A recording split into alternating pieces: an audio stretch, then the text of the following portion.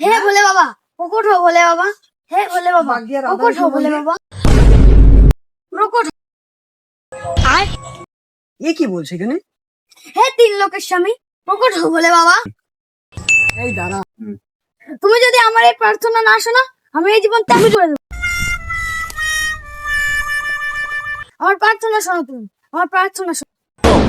বলো বাচ্চা বলো।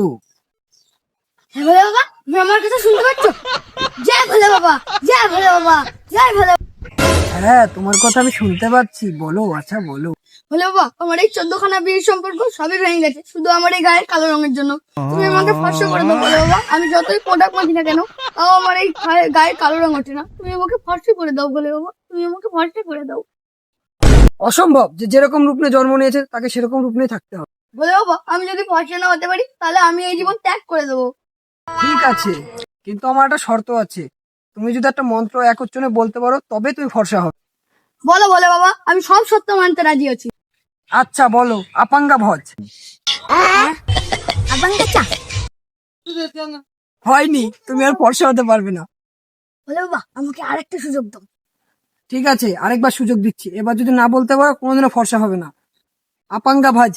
আপাঞ্চা পাঞ্চা, আরে ওটা ফর্সা দেবে না।